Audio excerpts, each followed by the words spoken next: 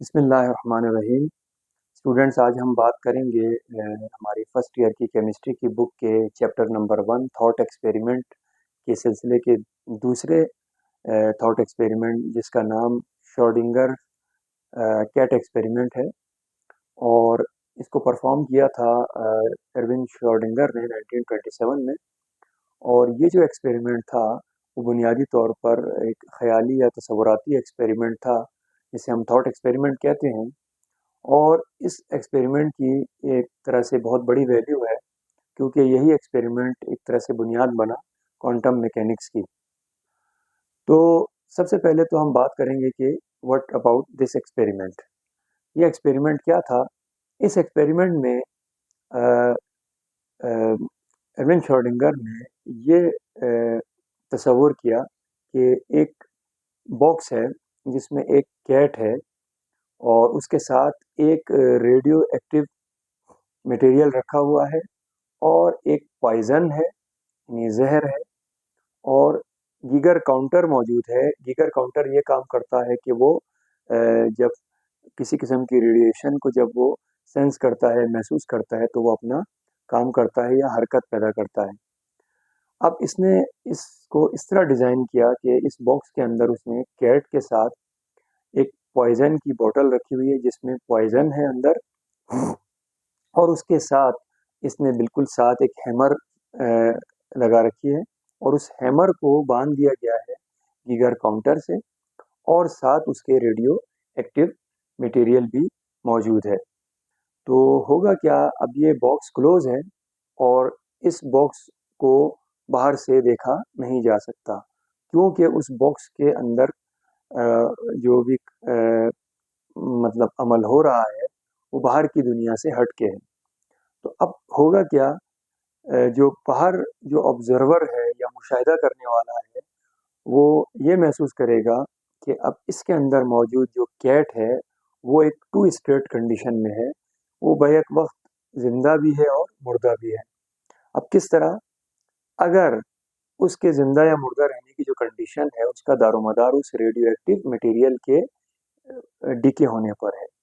اگر وہ مٹیریل جو ریڈیو ایکٹیو ہے وہ ڈیکے ہو گیا، تو اس سے گیگر کاؤنٹر کام کرے گا، اور گیگر کاؤنٹر نے جب کام کرنا شروع کیا تو وہ ہیمر کو حرکت دے گا، اور ہیمر اس پوائزن کے بوٹل پہ جا کے لگ جائے گا، جس سے پوائزن ریلیز ہوگا اور کیٹ وہاں مر جائے گی، ڈیڈ ہو جائے گی۔ اور اگر ان کیس وہ ریڈیو ایکٹیو مٹیریل ڈیکے نہ ہوا تو پھر وہ کیٹ زندہ رہے گی۔ تو یہ ایک طرح سے ٹو اسٹیٹ کیٹ کی یہاں پر ہوگی، اور یہ کب تک رہے گی؟ جب تک باکس اوپن نہیں ہوگا۔ جب باکس اوپن ہوگا تو اس وقت ہمیں پتہ چلے گا کہ کیٹ آیا الائیو ہے، زندہ ہے، یا وہ مر چکی ہے۔ تو دراصل یہ جو ایکسپیریمنٹ تھا، جو سراسر ایک تھاٹ ایکسپیریمنٹ تھا، ایک تصوراتی تجربہ تھا، تو اس کے نتیجے میں یہ ایک طرح سے چیلنج تھا کوپن ہیگن انٹرپریٹیشن کی۔ اب یہ کوپن ہیگن انٹرپریٹیشن آف سبسٹینس کیا تھی؟ تو اس انٹرپریٹیشن کے مطابق ہم دو اسٹیٹس کو ڈیفائن کرتے ہیں، یعنی ہم یہ کہہ سکتے ہیں کہ یہ جو انٹرپریٹیشن جو کہ شروڈنگر سے پہلے دی گئی تھی، اس میں یہ کہا گیا تھا کہ آبجیکٹس جو ہیں وہ دو اسٹیٹس پر موجود رہتے ہیں، یا وہ ہو سکتا ہے یا نہیں ہو سکتا اس کے درمیان۔ تو لیکن شروڈنگر نے جب اس کو کیٹ ایکسپیریمنٹ کے تھرو اس کو یہ ثابت کیا کہ یہ کیٹ ایک ایسا آبجیکٹ ہے جو کہ ہمیں نظر آ رہا ہے، جو کہ ایک بڑا لارجر آبجیکٹ ہے، تو لارجر آبجیکٹ کے لیے یہ جو سسٹم ہے وہ اپلائی نہیں ہو سکتا، کیونکہ یہ اسٹیٹ جو کہ باکس کے اندر ہے وہ ایک مضحکہ خیز اسٹیٹ ہے، یعنی یا تو کیٹ زندہ ہوگی یا کیٹ مر چکی ہوگی۔ یہ درمیان کی کوئی اسٹیٹ پاسبل نہیں ہے ایسے آبجیکٹ کے لیے جو کہ ہمیں نظر آتے ہیں یا دیگر آبجیکٹس ہیں۔ تو یہ جو ٹو اسٹیٹس جو ہے کا فلسفہ ہے، یا جو بھی اس کی ڈیٹیلز ہیں، وہ ہو سکتا ہے ان آبجیکٹس کے لیے جو کہ انتہائی چھوٹے ہیں، جیسے کہ سب ایٹامک پارٹیکلس۔ تو سب ایٹامک پارٹیکلس جو کہ کوانٹم میکینکس کا ٹاپک ہوتے ہیں، उन पे ये रूल अप्लाई होता है कि वो टू स्टेट में एग्जिस्ट कर सकते हैं। तो इस एक्सपेरिमेंट के थ्रू क्वांटम मैकेनिक्स को समझने में मदद मिली।